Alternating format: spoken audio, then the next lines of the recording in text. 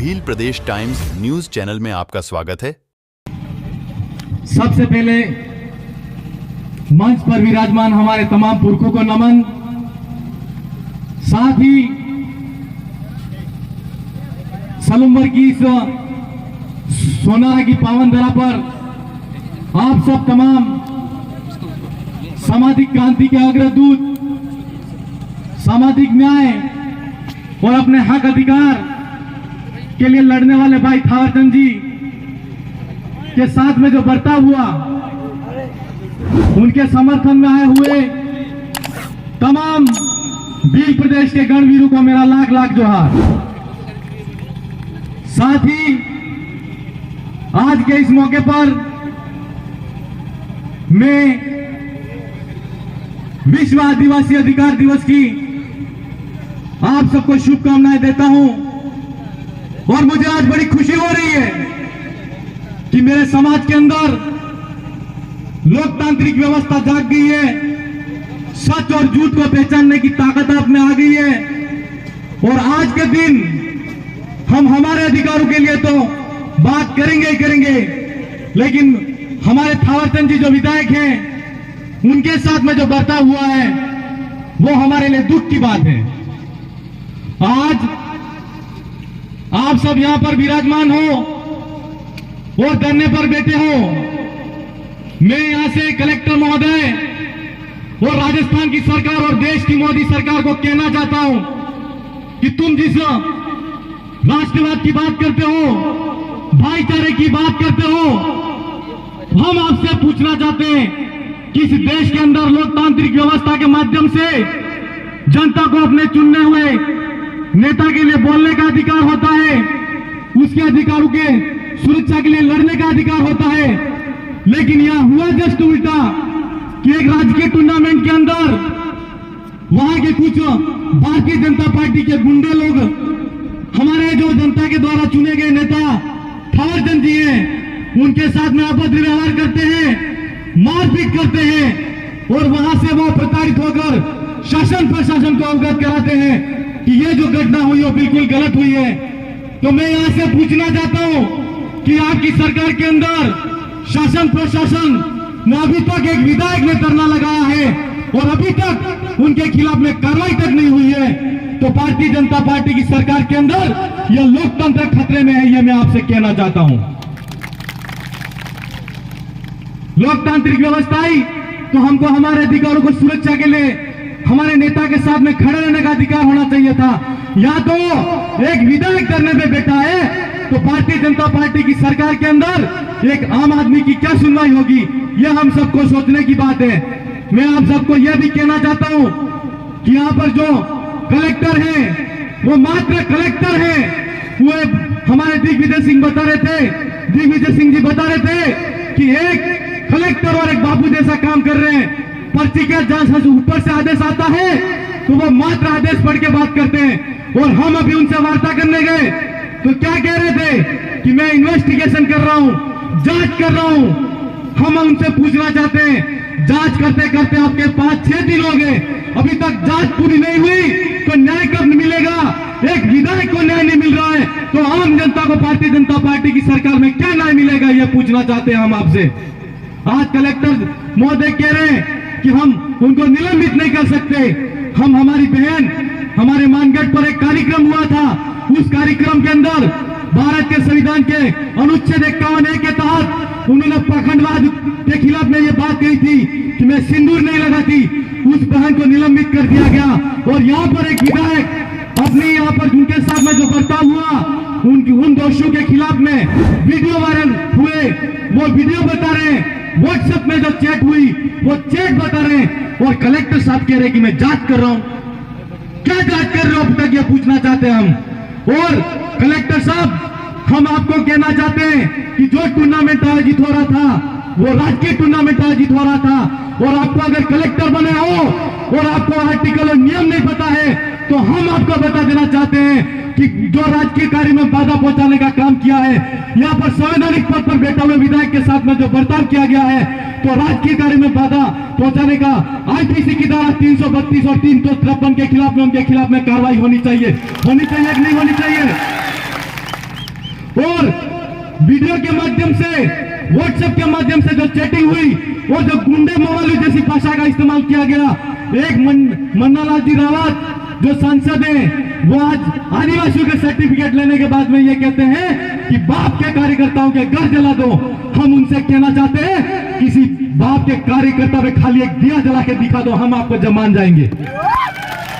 तुमको हमारे को छूने की भी हिम्मत नहीं है। और ये हम आपको कहना चाहते हैं कि आप सांसद के अभी बन गए हो तो बड़े गुमान में मत रहना।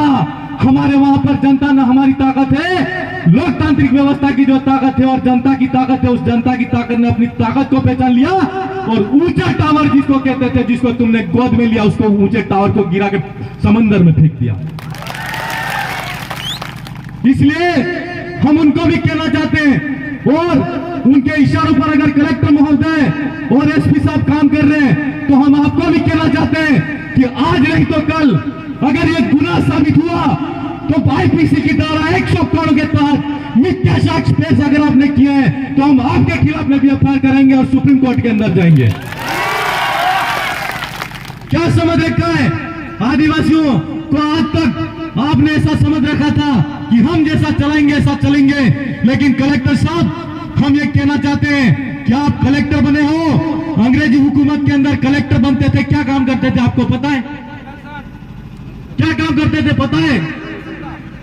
सिर्फ कलेक्शन का काम करते थे। और ये नया नया जिला बना है तो इनको भी कलेक्शन ही करना है, मात्र कलेक्शन के अलावा कुछ नहीं करना। इसलिए ये अभी तक सिर्फ सूचनाएं जुटा रहे हैं और कलेक्शन रुपयों का करना है या पैसों का करना है। लेकिन कलेक्टर साहब हम आपको भी कहना चाहते हैं कि हमारे विधायक के साथ में राजकीय टूर्नामेंट के अंदर उन लोगों ने, चाहे वो शिक्षक हो, चाहे वो आपराधिक प्रवृत्ति के गुंडे भारतीय जनता पार्टी के लोग हों, लेकिन उन लोगों ने गलत तरीके से जमावड़ा करके हमारे विधायक के साथ में जो बर्ताव किया है और व्हाट्सएप वीडियो के माध्यम से जो मारने की धमकी दी है, तो 141 आईपीसी की धारा के तहत उनको जेल का और 3 वर्ष का कारावास होता है। आपको अभी तक धारा नहीं है तो हम बता रहे हैं और आपको कहना चाहते हैं कि आप तत्काल प्रभाव से उनके खिलाफ में कार्रवाई करो। और हमारी एक बहन मानगढ़ पे बोली थी, वो सिर्फ 151 के एक के तहत उन्होंने सिर्फ विज्ञान पे बात कही थी और हमारे पाखंडवाद से हमारे समाज को मुक्ति दिलाने पे बात कही थी और उनको एपीओ किया गया था। और अभी तक जो लोग भारतीय जनता पार्टी की बात करते हैं और उनके खिलाफ में ऑडियो है और हमने कहा उनको निलंबित करो, तो आप कहते हो कि कोई उनके खिलाफ में एविडेंस नहीं बन रहा है। तो हम कलेक्टर साहब आपको भी कहना चाहते हैं कि अभी हमारे 3 एमएलए हैं और मात्र 1 सांसद है, लेकिन आने वाले 5 साल के अंदर राजस्थान के अंदर हमारा सीएम बिठाएंगे, उस दिन आपको भी हम कहां का रास्ता दिखाएंगे, आप देख लेना। क्या समझ रखा है आपने? हम आपको इस मौके पर कहना चाहते हैं कि अभी हमारा डेलीगेशन टीम यहां पर बैठेगा और हम अगले 24 घंटे के अंदर क्या करेंगे और 2 घंटे बाद हमारी बैठक है। हम आपको मात्र 4 घंटे का समय देते हैं और 4 घंटे के अंदर जो शिक्षक है उसको निलंबित नहीं किया और जो दोषी है उनको सही दोषी को अगर आपने नहीं पकड़ा तो निश्चित तौर पर हम आपके खिलाफ में भी जाएंगे और सुप्रीम कोर्ट के अंदर आपके खिलाफ में भी केस दर्ज कराएंगे। और मेरे भाइयों, यहाँ पर हमारे साथ में राजकुमार दिरोद जो राजस्थान की विधानसभा के अंदर थे तो उन्होंने डंका बजाया था। और मैं आपको कहना चाहता हूं सांसद साहब कि आप हमारे समाज के अग्रदूत बन के जब ये मन्नालाल रावत वहां पर संसद के अंदर जाए तो उसको बाहर का रास्ता दिखाना कि वहां पर दक्षिणी राजस्थान के अंदर आदिवासियों का घर जलाने की जो बात करता है उसके खिलाफ में लड़ने वाला एक शेर भी यहाँ पर संसद के अंदर बैठा है, ऐसा दिखना चाहिए साहब। और इस मौके पर मैं आप सबको भी कहना चाहता हूं कि अभी आपने ये लड़ाई शुरू की है तो भाई मेरे उमेश जी बता रहे थे कि हमको लड़ाई मजबूर बन के नहीं लड़ना है, मजबूत बन के लड़ना है और प्रशासन को घुटनों के बल ना देना है, ये मैं आपको कहना चाहता हूं। यहां तक की लड़ाई हमने संवैधानिक तरीके से लड़ी है और आगे की लड़ाई आप ऐसे ही संवैधानिक तरीके से धरना प्रदर्शन के माध्यम से हमारा विरोध प्रदर्शन कराते रहेंगे। और भाई थावरचंद जी को जब तक न्याय नहीं मिलता तब तक उनके साथ में कंधे से कंधा मिलाकर खड़े रहोगे। मैं हाथ खड़े करके आप आश्वासन दो और विश्वास दो कि आप इनके साथ में खड़े हो कि नहीं खड़े हो? खड़े हो, ऐसे ही खड़े रहने का है। और जो लोग बात को खत्म करने की बात करते हैं वो कहते हैं कि बाप पार्टी खत्म हो जाएगी, हम ये कर देंगे, तो बाप पार्टी को खत्म करने वाला हमारी विधानसभा के अंदर महेंद्र मालवीय था। यूं करके बाप बीजेपी के अंदर ज्वाइन की, खुद खत्म हो गया कि नहीं हो गया? हो गया कि नहीं हो गया? आपके अंदर वो ताकत है। मैं उनके लिए चार पंक्तियां कहना चाहता हूं। क्या समेटेगा हमें वक्त का ये गहरा दरिया? क्या समेटेगा हमें ये वक्त का गहरा दरिया? हम किनारों से उबरने का हुनूर जानते हैं, हम किनारों से उबरने का हुनूर जानते हैं। क्या समेटेगा वक्त का ये गहरा दरिया? हम किनारों से उबरने का हुनूर जानते हैं। सीधे हाथों ने जो खींची है लकीरें टेढ़ी, उन लकीरों पर चलने का हुनूर जानते हैं। जय जवाहर, जय आदिवासी, जय संविधान, जय भारत। एक नारा लगाना है मुझे। जुल्मी जब जब कर्म करेगा सत्ता के हथियारों से, जुल्मी जब जब जुल्म करेगा सत्ता के हथियारों से, खाना नहीं खाया क्या? जोर से आवाज आनी चाहिए, कम से कम ज्यादा नहीं, सलूम्बर तक जानी चाहिए, राजस्थान की विधानसभा तक तो पहुंचाओ। जुल्मी जब जब जुल्म करेगा सत्ता के हथियारों से, जय जवाहर, आप सबकी जय, जय भारत, जय संविधान। Subscribe now and press the bell icon. Never miss an update.